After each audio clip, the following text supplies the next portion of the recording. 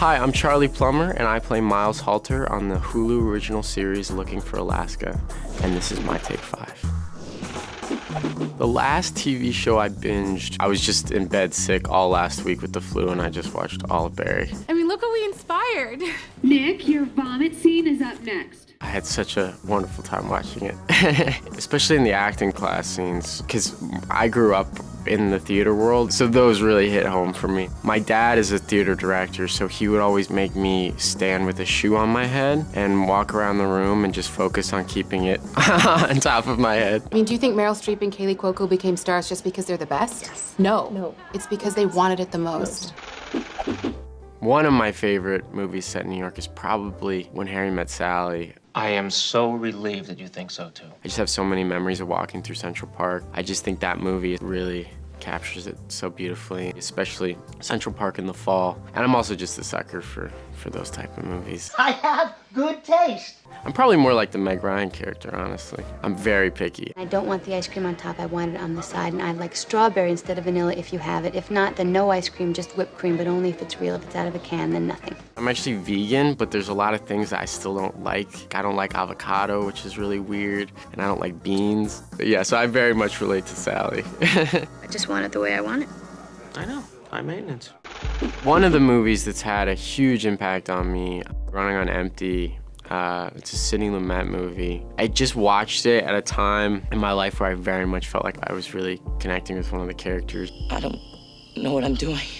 But there's so many. I mean, when I was little, my favorite movie was Moulin Rouge, and I would play Ewan McGregor's character, and my grandma would play Nicole Kidman's character.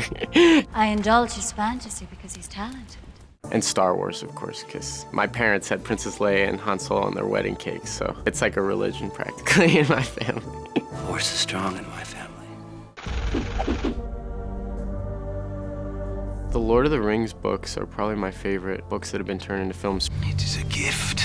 The reason why my hair is even still pretty long is because my love for the character of Legolas was so strong when I was a little kid, and I used to want to grow my hair down to here just so I could be like him. So beautiful. I very much see myself as Legolas, and my little brother's very much the Gimli in the family. And that's very much our relationship. What's happening out there? Shall I describe it to you, or would you like me to find you a box? My favorite thing about Looking for Alaska are probably the characters. I think it's rare when you find stories about young people that depict them in honest ways. Felt like you staring into my soul. When I first read the book, they were about to start production on a movie version of it. I got kind of far down the line, and then eventually they were like, you're just too young right now, and I was so sad about it. It seemed like everything was great. And then it just kind of fell through at the last second, and then finally it just kind of came back around, and it all found a way of working out. I can't believe it either. The fact that we now get to make it as a miniseries is a huge boost, and I'm very excited for people to see it. Everything that's happened has led me to this moment. That was my Take 5. I hope you watch Looking for Alaska, now streaming on Hulu. I'm with you all until the end.